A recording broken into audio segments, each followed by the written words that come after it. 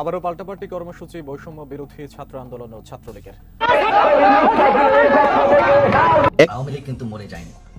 আওয়ামী লীগ এই দেশকে, বাংলাদেশকে স্বাধীন করেছে। আওয়ামী লীগকে শেষ করা সম্ভব না। আওয়ামী লীগের জন্য একটি ভাগ্য বদলের দিন। আওয়ামী লীগের ভাগ্য বদলের দিন হচ্ছে 31 তারিখ। সেনাবাহিনী যদি ক্ষমতা নেয় তাহলে বিপদে পড়বে কে? বিপদে পড়বে উপদেষ্টারা, সমন্বয়করা এবং বিএনপি। রাজধানীর রাজপথে অবস্থান নিয়েছে আওয়ামী লীগের বিভিন্ন সহযোগী সংগঠন। দলের কেন্দ্রীয় কর্মসূচির অংশ হিসেবে সকাল থেকে নেতাকর্মীরা বিভিন্ন মোড়ে আসতে থাকেন। 31 তারিখ আরেকটি 5ই আগস্ট হতে যাচ্ছে। সমন্বয়করা কিভাবে 45 লক্ষ টাকার গাড়িতে চড়ছে, তারা সকালে একটা, দুপুরে একটা, বিকেলে আরেকটা গাড়িতে কিভাবে চড়ে, জাতিকে তা বলতে হবে। সারা রাত ভর কল্পনা জল্পনার অবসান ঘটিয়ে অবশেষে সমন্বয়কদেরকে লোটা ধরিয়ে দিল জনগণ। অর্থাৎ সমন্বয়করা সম্পূর্ণরূপে ব্যর্থ হয়ে গেল। যেখানে মুজিববাদের সংবিধানের কবর দেওয়ার কথা ছিল, 72 সংবিধানকে মাটিতে পুঁতে ফেলার কথা ছিল, ইউনূসকে রাষ্ট্রপতি হিসেবে শপথ নেওয়া, ওয়াকারকে আউট, সবকিছুই ব্যর্থ করে দিল। সম্মানিত দর্শক মণ্ডলী, আজ সেই ঐতিহাসিক 31শে ডিসেম্বর, যে 31শে ডিসেম্বরকে নিয়ে নানা ধরনের সমালোচনা, এমনকি আলোচনা হচ্ছিল আজ কি হতে যাচ্ছে দেশে। একদিকে যেমন রয়েছে বৈষম্য বিরোধী ছাত্র আন্দোলনকারী, অপরদিকে রয়েছে আওয়ামী লীগ, এমনকি ছাত্রলীগের নেতা কর্মীরা। ভয়াবহ একটি পরিস্থিতি ইতিমধ্যে হয়েছে, যেখানে আজকের এই বর্বরতা তুলে ধরবো আপনাদের মাঝে রণক্ষেত্রে পরিণত হয়েছে কিছু কিছু জায়গায়। একদিকে যেমন রয়েছে সেই বৈষম্য বিরোধী ছাত্র আন্দোলনকারীরা, অপরদিকে আওয়ামী লীগ। এমনটি পরিস্থিতিতে প্রিয় দর্শক, আমাদেরকে বিস্তারিত কিছু তথ্য দেখাবো এই ভিডিওতে। তার সাথে সাথে এই ভিডিওর শেষ অংশে অবাক করা কিছু তথ্য নিয়ে এসেছি আপনাদের মাঝে প্রিয় দর্শক।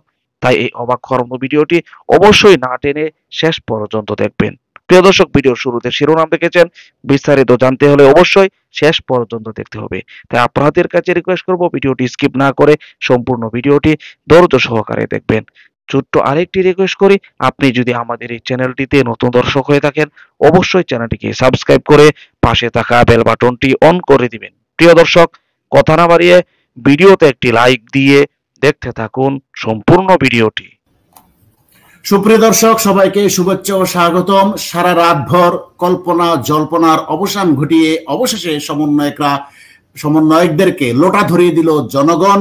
অর্থাৎ সমন্বয়করা সম্পূর্ণরূপে ব্যর্থ হয়ে গেল। যেখানে মুজিববাদের সংবিধানের কবর দেওয়ার কথা ছিল, 72 সংবিধানকে মাটিতে পুঁতে ফেলার কথা ছিল, ইউনূসকে রাষ্ট্রপতি হিসেবে শপথ নেওয়া, ওয়াকারকে আউট, সবকিছুই ব্যর্থ করে দিল মূলত পক্ষে বিএনপি এবং জনগণ।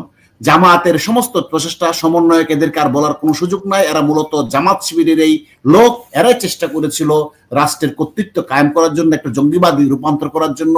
আপনাদেরকে একটা ভিডিও শেয়ার করে দেখায়, দেখেন এদেরকে যখন এরা শহীদ মিনারে আসতেছিল মহাখালীতেই, জনগণ এদেরকে বেদরক পেটানি শুরু করে। একটু দেখেন।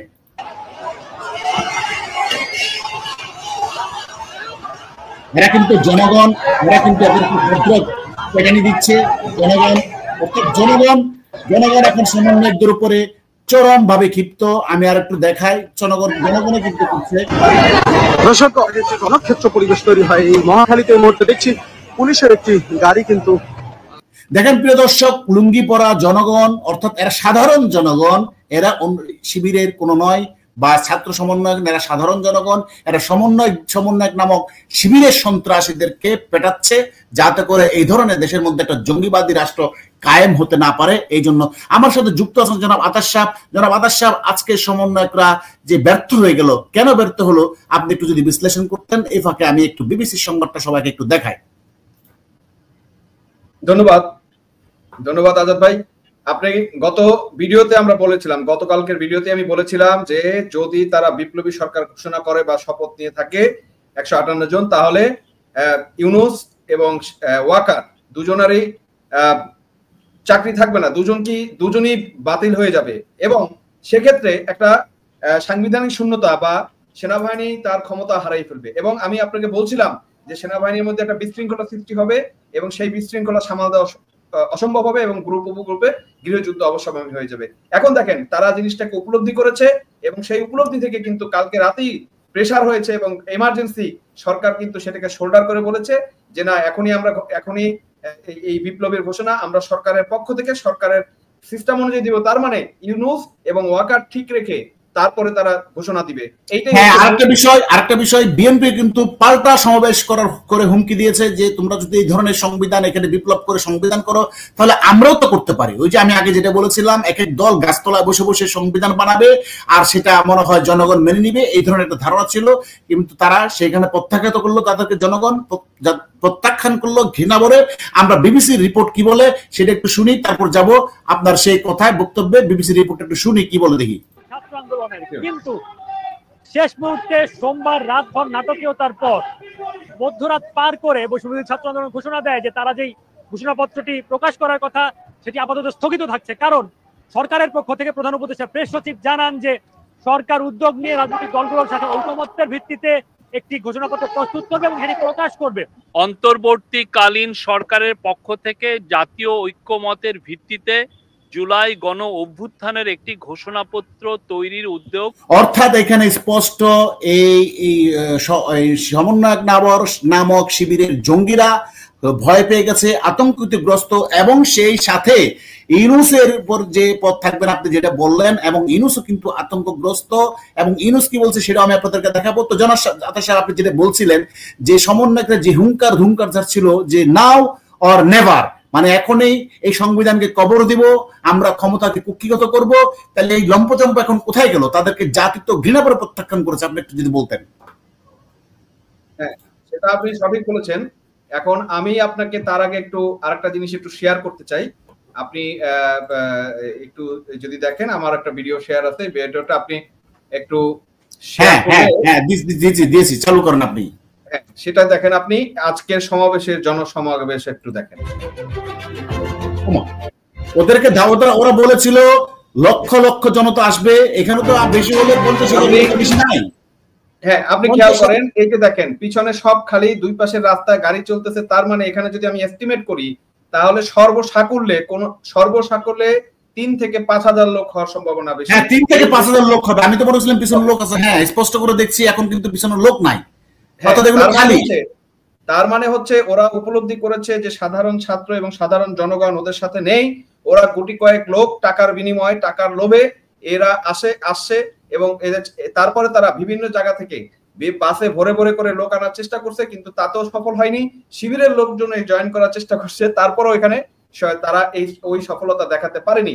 তাহলে একটা জিনিস কিন্তু আমরা স্পষ্ট দেখছি যে তারা কিন্তু সব দিক থেকে ব্যর্থ এবং জনগণ তাদেরকে প্রতিহত করার জন্য খুব শীঘ্রই মাঠে নামবে এবং সেটা তারা বুঝতে পেরেছে যে আজকের সমাবেশ তারা সফল করতে পারবে না।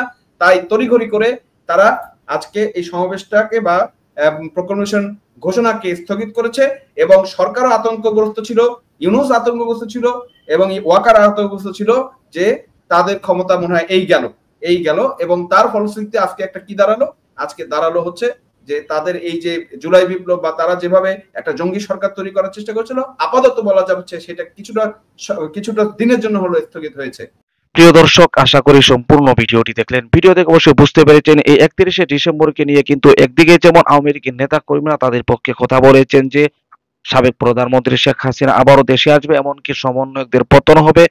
অধিকাংশ সমন্বয়ক তারা শপথ গ্রহণ করে তারা পদত্যাগ করবে, নতুন করে সমন্বয়করা আসবে, এমন কিছু আলোচনা হচ্ছিল। অপরদিকে কিন্তু এই বৈষম্য বিরোধী ছাত্র আন্দোলনকারীরা তারা নতুন করে যুদ্ধ ঘোষণা করবে, তারা মাঠে নামবে, কর্মসূচি দিবে, এভাবে চলছিল। কিন্তু সেই 31শে ডিসেম্বর আজ তার সত্যতা কিছুটা প্রকাশ পেলেও আরো অনেক কিছু ঘটেছে। অবশ্যই ভিডিওতে আপনারা বিস্তারিত দেখেছেন। প্রিয় দর্শক, এই ভিডিও সম্পর্কে আপনার স্থান থেকে আপনার কোনো মতামত থাকলে আপনার মূল্যবান মতামতগুলো কমেন্টে জানিয়ে দিবেন, এমনকি এই ভিডিওটি শেয়ার করে সকলের মাঝে ছড়িয়ে দিবেন। প্রিয় দর্শক, আজকের মতো এখানে শেষ করছি। ভালো থাকুন, সুস্থ থাকুন, আবারও দেখা হচ্ছে পরবর্তী ভিডিওতে।